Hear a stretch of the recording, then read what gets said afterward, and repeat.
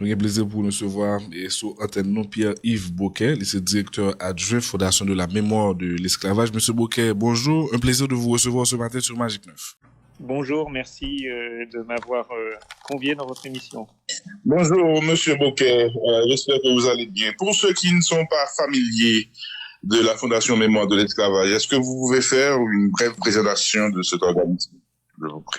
Oui, c'est une institution nationale française qui est née de la loi Taubira de 2001, par laquelle la France a reconnu l'esclavage et la traite atlantique comme un crime contre l'humanité, et qui prévoyait la création d'un comité pour transmettre cette mémoire à l'ensemble des Français. Ce comité a été présidé en 2004 pour la première fois par Marie Scondé, la grande écrivaine qui est morte au début de ce mois, et a été transformé en 2019 en une institution pleinement autonome qui s'appelle donc la Fondation pour la mémoire de l'esclavage, et qui est aujourd'hui présidée par l'ancien Premier ministre français et ancien maire de Nantes, Jean-Marc Ayrault.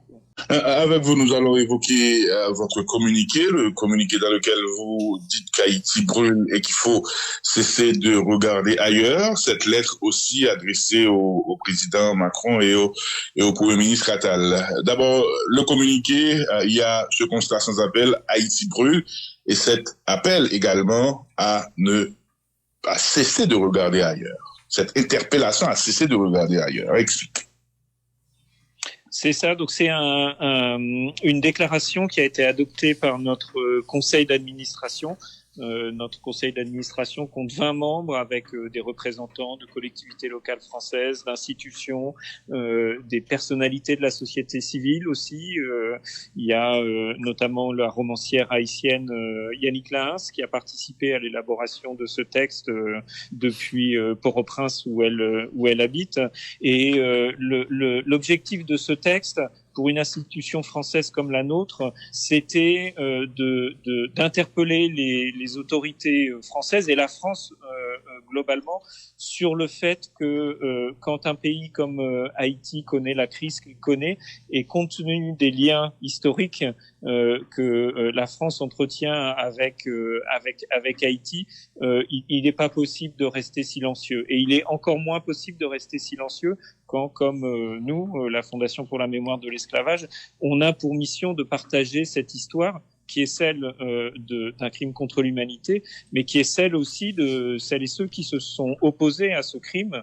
Et parmi ces personnes, le peuple haïtien a été particulièrement central dans l'histoire des résistances à l'esclavage. C'est pour ça que pour une institution française comme la nôtre, il était indispensable d'une part de marquer notre solidarité à l'égard du peuple haïtien, et aussi de dire aux autorités françaises qu'il est possible de faire davantage que ce qu'elles font aujourd'hui sur ce sujet-là, d'ouvrir des questions qui sont peut-être délicates, mais qu'il faut ouvrir, et puis aussi de nous adresser à l'ensemble des Français pour qu'ils saisissent que ce qu'il se passe à Haïti les concerne aussi. Ça fait partie de leur histoire, mais ça fait partie aussi des questions mondiales qui nous concernent toutes. Et donc, on a repris cette formule qui est démarquée de celle que le président Jacques Chirac avait employée à propos de la crise climatique en 2001 ou 2002. Il avait dit « Notre maison brûle, la terre, et nous regardons ailleurs ». Et c'est pour rappeler que quand elle veut, la France c'est avoir une vision globale, et pour nous cette vision globale il faut l'appliquer aussi à Haïti, parce que ce qui se passe à Haïti concerne le monde entier. La déclaration... Ben? Oui. Tu me permets? Allez-y. Merci. Que devrait faire la France pour Haïti? Alors pour nous, il y a plusieurs plans.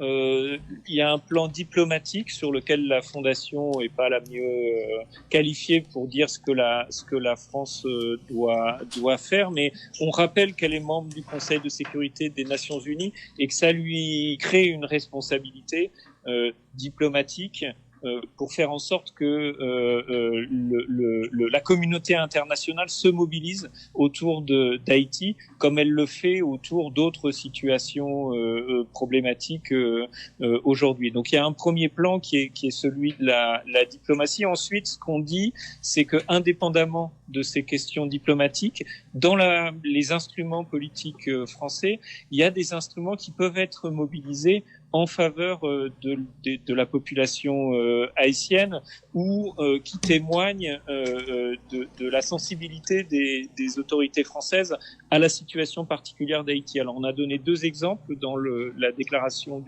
du conseil d'administration. D'une part, nous avons conseillé au ministère de l'Intérieur français de ne plus expulser de personnes vers Haïti tant que la situation d'insécurité majeure est ce qu'elle est dans le pays. Et puis d'autre part, parce que notre travail c'est d'agir avec les chercheurs, avec les artistes, etc. On rappelle qu'il y a différents instruments, soit directement gérés par la France, soit auxquels elle participe, qui sont destinés justement à ces populations et qui peuvent être appliqués dans le cas d'Haïti. C'est le cas notamment d'un programme qui s'appelle PAUSE, qui permet d'accueillir des personnalités en exil et à notre sens, il faut l'activer davantage pour les chercheurs et les artistes haïtiens qui doivent, pour certains, vivre dans des conditions très précaires en France. Et il y a aussi une institution qui s'occupe du patrimoine en danger. Et pour nous, même dans la crise que connaît aujourd'hui Haïti est une crise très sévère qui appelle des réponses, y compris humanitaires. Mais on pense aussi que dans ces moments-là, qui sont des moments qui s'assimilent à des périodes de guerre, il faut aussi préserver le patrimoine. On a vu il y a une dizaine d'années, au moment de l'occupation de la Syrie, de l'Irak par Daesh, que des éléments du patrimoine mondial ont été détruits à ce moment-là. Le patrimoine haïtien est un patrimoine mondial capital, à la symbolique extrêmement forte, qui rappelle la révolution haïtienne, l'abolition de l'esclavage, le début de la décolonisation. Et donc, nous souhaitons aussi que des actions soient faites pour que ce patrimoine puisse être protégé des événements qui sont actuellement en cours dans le pays. Et puis la dernière dimension, c'est de rappeler que la situation d'Haïti ne sort pas de nulle part, elle sort d'une histoire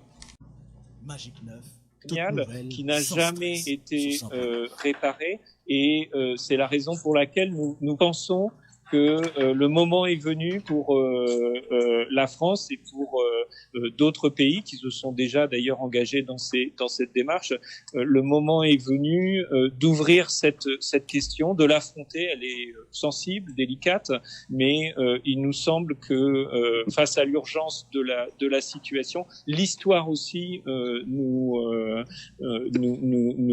invite à la solidarité et dans le cadre d'une démarche qui serait une démarche de réparation assurée. Vous dites dans le texte, attendez une seconde, Robinson, en ce qui concerne la réparation, vous dites, avant d'être une finalité, la réparation est une démarche qui permet d'ouvrir un dialogue avec les sociétés issues de l'esclavage, de s'interroger sur l'empreinte de ce qui s'est passé, de ce que ce passé a laissé sur notre monde, en particulier le racisme et les discriminations que subissent encore aujourd'hui les personnes d'ascendance africaine, principales victimes de la traite de l'esclavage colonial, et de travailler ensemble à des gestes de reconnaissance ainsi qu'aux actions qui permettront de combattre les héritages négatifs de cette histoire. Est-ce que vous pouvez élaborer? Oui, merci d'avoir cité ce morceau de la déclaration du conseil d'administration de la Fondation, parce qu'il montre vraiment l'esprit dans lequel on envisage cette question pour nous, dire que la réparation, c'est une démarche, ça veut dire pour les anciennes puissances coloniales, et la France est une ancienne puissance coloniale, changer sa posture vis-à-vis d'une part de la population nationale qui est issue de cette histoire. Je pense aux personnes qui sont issues des populations en esclavage des départements d'outre-mer français, la Martinique, la Guadeloupe, la Guyane et la Réunion. Mais c'est aussi changer de posture vis-à-vis des pays qui ont été dominés par la France autrefois et qui ont été victimes de l'esclavage. Et on n'arrivera pas à un dialogue d'égal à égal si les anciennes puissances coloniales ne font pas un effort sur elles-mêmes pour écouter ce que ces pays ont à leur dire, pour entendre leurs revendications et pour les accueillir d'une manière qui soit pas une manière méprisante ou condescendante, considérant, enfin, en considérant que ces questions sont des vieilles questions qui n'auraient plus cours aujourd'hui. Nous pensons au contraire que cette histoire très longue a encore des conséquences aujourd'hui. La déclaration le rappelle notamment à travers le racisme et les discriminations que subissent les personnes d'ascendance africaine dans le monde entier, pas seulement en France, mais dans le monde entier.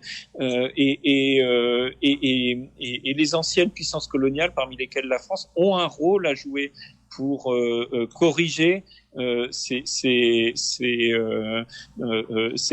problèmes. Ce qu'on dit souvent, c'est que réparer les torts du passé, en fait, ça n'est pas réparer le passé, c'est réparer le présent, c'est réparer les injustices du présent. Simplement en rappelant, en ayant en tête que une partie de ces injustices, pas toutes, mais une partie d'entre elles, sont liées à ce passé. Et c'est pour ça qu'il y a une responsabilité de la France. Donc c'est pour nous, on sait que dire cela aujourd'hui en France, c'est difficilement audible. Peu de gens le disent et encore moins de gens comprennent ce que ça veut dire, mais nous pensons que ce travail, il doit être fait. La France est interpellée, les pays d'Europe, les pays occidentaux sont interpellés. Ils l'ont encore été à l'instance de représentation permanente des personnes d'ascendance africaine à Genève la semaine dernière.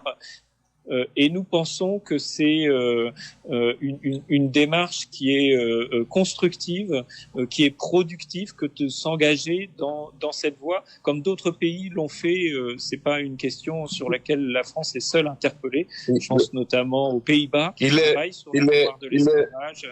Pardonnez-moi. La réparation est dans un an, 2025 va ramener le bicentenaire de l'ordonnance de Charles X. C'est, selon vous, un grand moment de mémoire, de solidarité et d'humanité partagée entre la France et Haïti. Et pour vous, la France doit faire ce qui est nécessaire, et c'est une manière pour elle d'être digne de l'idéal universaliste qu'elle a proclamé en 1789 et que on s'y radicalement réalisé en se libérant par eux-mêmes de l'esclavage et en donnant naissance à la nation haïtienne il y a 220 ans. Ça, c'est un enjeu, c'est une question pour que votre pays, la France, soit digne de l'idéal universaliste proclamé en 1789. Oui, c'est un enjeu très important et nous y préparons et nous essayons de partager la connaissance cette histoire qui est totalement ignorée en France par la plupart des gens. On est heureux de voir le faire lundi sur la radio française la plus écoutée le matin, France Inter, le directeur de la rédaction du quotidien Libération, qui est un grand quotidien français, a parlé d'amnésie coloniale en parlant précisément du fait que la plupart des Français ignorent l'histoire de la double dette d'Haïti. Donc on est heureux de voir qu'on n'est pas les seuls à en parler, et on travaille à faire mieux connaître cette histoire. À titre d'exemple, par exemple, la fameuse ordonnance de Charles X, on l'a fait sortir des archives nationales. C'est, je pense, la première fois qu'elle devait être présentée au public en France, et on l'a installé dans l'exposition qu'on a fait au Panthéon français pendant 3 mois, exposition qui s'appelait Oser la liberté, dont la commissaire était Florence Alexis, la fille du grand écrivain haïtien Jacques-Stéphane Alexis. Et donc, on a fait sortir cette ordonnance pour que les gens la voient, pour que les gens la lisent, pour qu'ils la comprennent. Et je sais que, parce que j'ai pas mal circulé dans l'exposition, je sais que ça a beaucoup frappé les visiteurs. Il y a même des directeurs de lycées, de grands lycées parisiens, qui ont dit qu'ils avaient appris l'existence de cette double dette à cette occasion-là. Et donc, pendant toute cette année et l'année prochaine, on va travailler à faire connaître cette histoire. On va essayer de convaincre les autorités françaises de saisir cet anniversaire pour poser des gestes en direction d'Haïti. Et nous-mêmes, nous allons prendre des initiatives autour de cet anniversaire pour le faire exister, et espérons-nous pour qu'il soit cette occasion d'ouvrir cette conversation qui est plus que jamais nécessaire entre la France et Haïti, et de façon générale entre la France et ses anciennes colonies. Tout à fait, tout à fait. C'est une dernière question, Benet, et je vous passe pour avancer et conclure. Là, en vous écoutant, j'ai en mémoire le travail réalisé, l'excellent travail, je dois le dire, réalisé par le New York Times, la double dette.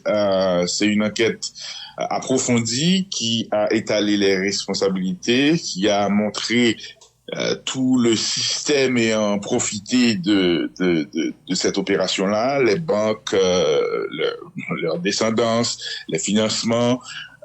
Aussi, il y a eu des travaux intéressants réalisés par des chercheurs haïtiens établissant la responsabilité de personnes en position d'autorité en Haïti qui ont profité de ces opérations pour s'enrichir aux dépens du pays. Donc c'est une histoire commune douloureuse qu'il faut assumer, et j'ai bien aimé votre approche. C'est une imposition, c'est une double dette qui a eu et qui a des conséquences sur nous autres encore aujourd'hui. C'est une imposition terrible. Mais je suis tenté d'évoquer avec vous l'actualité immédiate de cette question, ou du moins l'actualité récente. Formulons cette question de cette manière de préférence. Je crois que c'était en 2015. Le président François Hollande, avant de venir ici, il était dans la je me rappelle, c'est Guadeloupe ou la Martinique, je me rappelle pas. En Guadeloupe, au mémorial Acte. Voilà, pour l'inauguration du mémorial Acte, il avait reconnu que la France a une dette en Haïti. Ça avait fait une cabale en France. Et lorsqu'il est venu à Port-au-Prince, j'étais là pour couvrir l'événement, il a parlé de la dette morale. Et ça avait surpris beaucoup de gens. Et il y a des gens, à l'époque, qui manifestaient au Champ de Mars, qui disaient qu'ils s'en foutaient de la dette morale. Je me rappelle exactement de ce moment. Et aujourd'hui, vous écrivez au président Macron, vous écrivez au Premier ministre Attal. D'abord, la question très claire. Ce sujet-là, c'est un sujet délicat et sensible au niveau de vos politiques chez vous.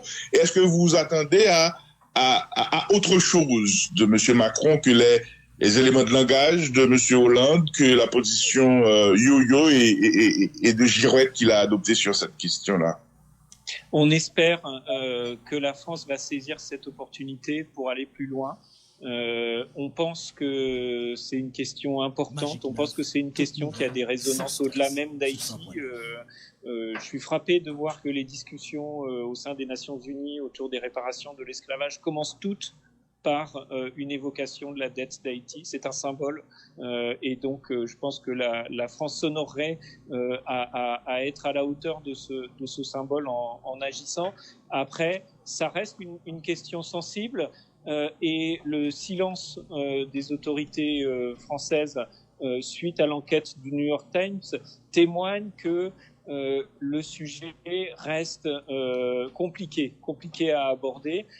Notre travail à la Fondation, modestement, c'est d'essayer de convaincre que le moment est venu d'ouvrir cette cette question et de s'interroger avec les représentants d'Haïti et les descendants des victimes, de s'interroger sur ce mécanisme de réparation. Il y a des exemples que nous donnent d'autres pays de démarches similaires. Je pense au travail que les Allemands ont fait autour du génocide des Herero et des Nama en Namibie, le travail, j'en ai parlé tout à l'heure, des Pays-Bas, et nous souhaiterions que la France conduise un travail de ce type.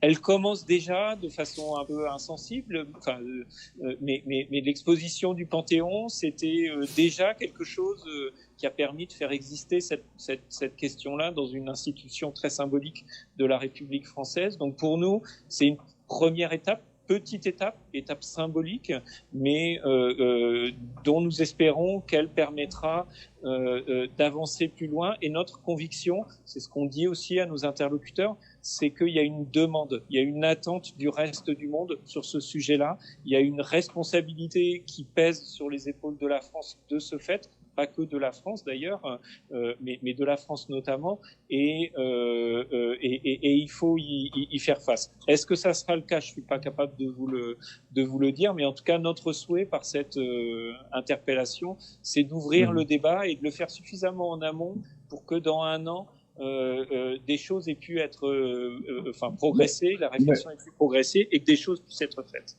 Je vous dis merci pour ça. C'est utile de mettre cette question-là dans l'actualité.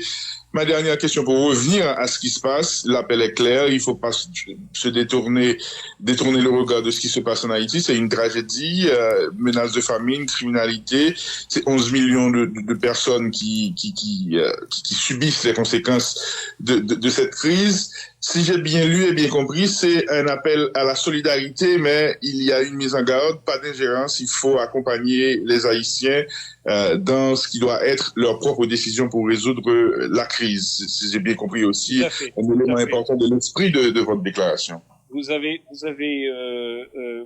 bien compris le sens de notre déclaration. Nous savons aussi qu'il y a une société civile à Haïti. Nous connaissons des institutions, des personnes qui, à Haïti même, travaillent à ces questions-là. Et nous pensons que aucune solution ne peut être plaquée sur les réalités du pays. Une solidarité internationale est importante, mais ce qui est plus important encore, c'est de redonner un rôle au peuple haïtien dans son destin. Et on sait qu'il y a des processus qui sont en cours pour aboutir à cet objectif.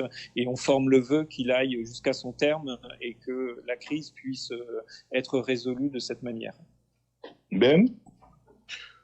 Non, tu as déjà posé la question, mais juste pour avoir une précision, pensez-vous que contrairement à François Hollande, la dette est plus que morale?